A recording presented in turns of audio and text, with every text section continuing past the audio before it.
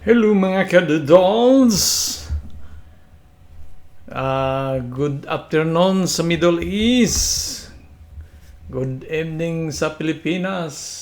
Good morning sa US of America. So, dito ngayon tayo ngayon sa gawa tayo ng video sa pre-market sa US market. US market tayo magawa naman.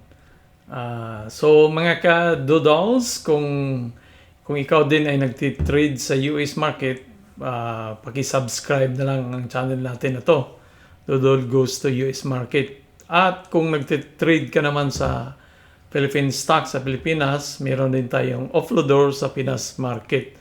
Pa-subscribe na lang din. Maraming salamat. At bago ang lahat, paalala po, hindi po ako isang financial advisor. Ako po isang OFW na nag-try, sumikap na matutong mag-trade. So, sa US market mga kadoodles, meron tayong napili na 5 sa pre-market to. So, abangan natin to sila sa pagbukas ng merkado. So kahapon ang umangat ito sa CBW, umangat siya ng 45%. So meron tayong mga videos dito, marami, pwede niyong silipin yan ulit para mapanood nyo. So si IBO, wala siyang news. Tingnan natin yung free float niya. Free float is 12 million. So, mababa, less than 20 million. So, pag ganito kasi, pag mababa ang free float, less than 10 million, 20 million, is magalaw yan siya. So, walang balita. Iwan ko bakit umangat siya. Tingnan natin yung, ano ba siya? Holding company which engage development products, treatment. So, nasa health sector siya, So, umangat siya. Bakit kaya kamo? Check natin kung anong dahilan. Bakit umangat si IBO? Sa walang kadahilanan, Si IBO, kung mayroon bang March 4, key current. So, meron siyang ano kaya to? Baka magbibinta. Ano ba yung sinabi doon?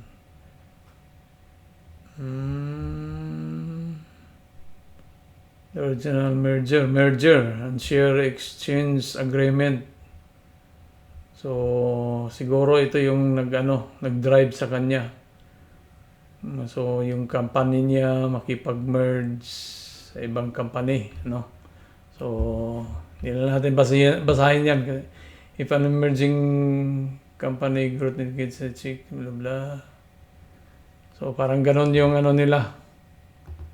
Mayroong merge na mangyayari. So, dito sa Yahoo, tingnan natin kay Yahoo kung anong mga...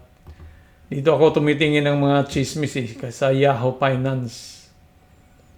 So, kung anong mga... So, up siya ng 93%, Dito sa Yahoo, wala naman siyang balita din, wala. So, sa Martes tayo dito sa conversation, bakit siya umangat ng ganun kalaki? For almost 100%, So, tignan natin yung technical analysis na sell. So, 0.7 yung maximum. Naabutan niya yan. So, tingnan natin sa 1 week. 0.5. So, wala na. Maximum lang itong 0.7. Naabutan niya So, naabutan niya, So, anong mga chika-chika dito? Chika, a minute. High volume should be very bullish. What's the news? Missiles flying, Hormuz Strait, all jam out, oil price up. Hindi naman, guard mo. Medyo... So, walang balita din. So, walang balita. Pero yung ano niya sa pre-market is... So, target price is... Walang target price din, ano? So, walang target price. Na-hit na din yung ano, 12 billion yung ano. So, ang ano ko dito, tingin, walang news, wala target price. So, baka after nyan, babalik din yan eh. Magbiris. Kung aangat man siya, pwedeng hanggang dito, 1.15, baka down din, ano. Kasi mayroong isang, ano dito, mayroong resistant din, ano. Pwedeng sumpukitin. Sa 1 hour time frame, tingnan natin. Wala nga. Wala nang sell out sa taas, so wala na siyang supply. So, maaring bearish to, hindi to siya aangat ng ano. So, pero ganun pa man, titingnan natin to siya, pakiramdaman kung anong ano. Next is GXAI, GXAI. So, ito parang may balita kasi may ano. So, defense. So, kung nakakuha siya ng system design to defeat hostile drones. So, mayroon siyang nakuhang agreement sa ano, defense, ano, dahil sa mga pangyayari. So, ito malaking chance na humataw. So, free float is 7 million lang, so maliit. So, tapos ang target value is wala. Technical, ano lang tayo. So, na-hit na niya to, nag-reach na siya. So, baka itong, mayroong isa dito, mag-resist siya diyan. Tapos itong dito sa taas. Ito, gray area na eh. So, ibig sabihin, hindi na ganong kalakasan yan. So, pwede yan siya dahil sa magandang balita, umataw, ganyan. Ganyan. O baka dumiritso, ano, dahil sa magandang balita. Na ano, technical nga, tingin yung sell. So may 1.2, ano sana sabihin yan, sa 2 na siya. So wala natin pahirapan, more than 2 hanapin natin. So mayroon siyang 2.88 lang sa weekly. Yun lang yung ano niya. So mayroong 344, 2.28 saka 344. So dito nga, baka dito lang yan siya. Oh, humataw. Baka hahataw yan kasi may balita. So ibig sabihin, baka mag 500% yan pag open market na. So tingnan natin sa ano, yung pre-market niya, no. So nasa 76% na siya. Manon siya galing sa 1.2. So yun lang ang ano dito, biglang mayroong halo dyan eh. Yan lang ang ano dito pag so 1.2, mayroong 1.4. Dos na nga yan eh. Dos. So mayroong 2.5. Ito pa may 2.5 siya na i-break ano. So, 2.5, yan, humataw na. Humataw na sa pre-market pa lang. Baka abot yan dito. Pag umabot yan dito sa almost 3, baka babalik yan sa dito sa baba eh. Yun ang ano eh. So, pagmasdan natin to kasi low float, may balita. So, baka hahataw talaga siya ng todo ano. So, that is Gahus EI. So, si Alto naman. Si Alto is, magkano bang financial free float? 67, medyo may kalakihan. Technical sell. Buy, wala na siyang sell. May 2.65. Mayroong 2.71. Wala na, nahabot na niya eh. So, mayroong isang supply dito. So, ano ba, may balita ba to? Earnings surge on margin. So, can cause cuts with strong 2026. So, maganda yung kita niya. Yung earnings.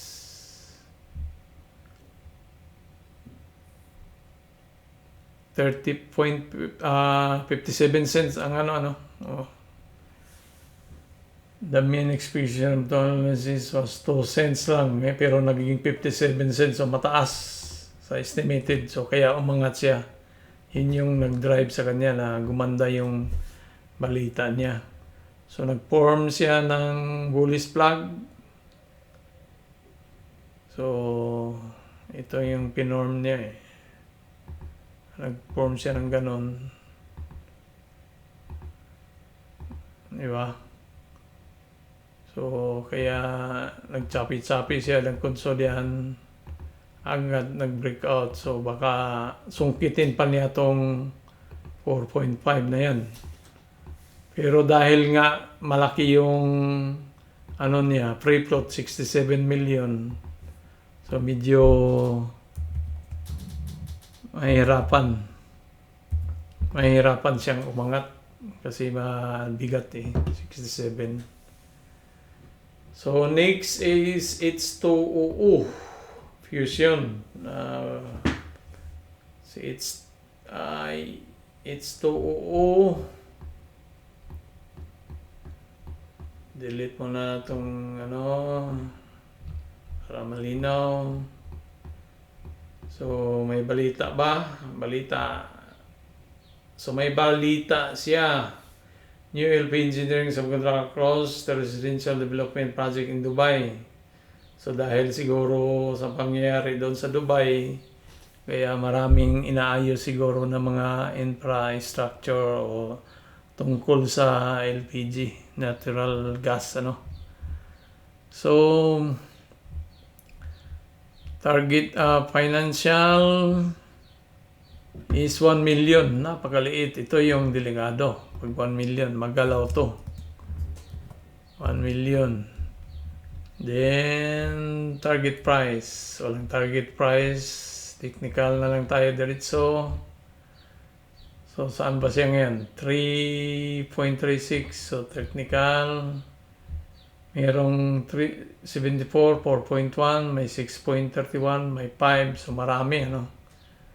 So, yan, no. May supply dito sa taas. May supply dyan. So, kailangan niyang ma-break tong saan ba siya ngayon? 3.28. So, itong 3.7 kailangan mo na niyang i-break yan bago siya hataw doon, ano.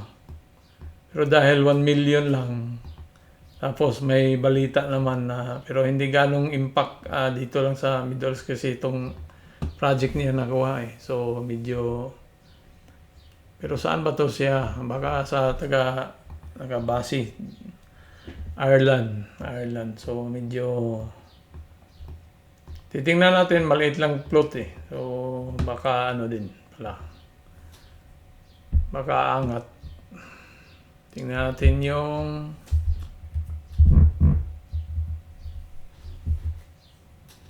na-touch naman natin yung alto. Na-touch na yung alto. Pero hindi yata natin nakita yung so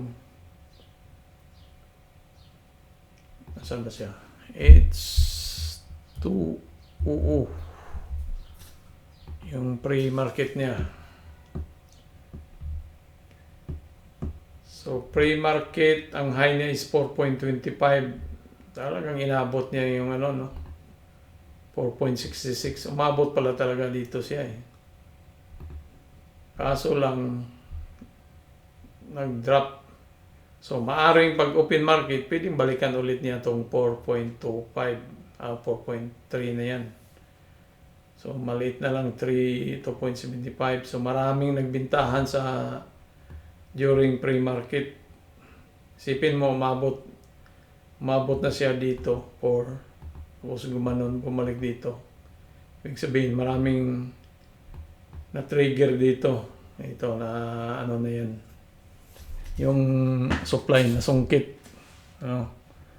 Kaya sa weekly, ayan dito. Makapal pala sa weekly. Sa weekly time frame, maraming, kaya nga pag ito sa pre-market niya na 4.3, bumalik na siya kasi nasungkit na niya to dito banda, itong kalahati na to. So dito nasungkit na yan niya. Kaya bumaba siya kasi nasungkit niya, nagganon siya . So tingnan natin kung baka balikan niya yan pag open market balikan tong area na to Kasi minsan binabalikan to yung open market na taas. So next is Ana. Ano bang ni Ana? Negosyo, taga Dallas, production gas. So gas din. So dahil sa mga pangyayari, may ganap-ganap. Mata pala siya kahapon dito. Isang araw tapos bumuhos. Dito rin bumuhos. So maaari na ganun ang gagawin niya dito. Pero dalawang bisis na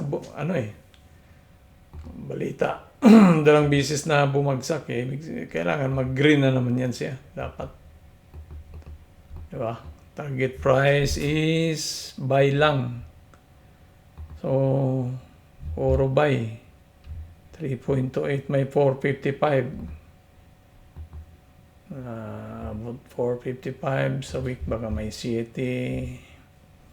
6, 7. So mayroong supply dito sa city, So pwedeng sungkitin niya yan.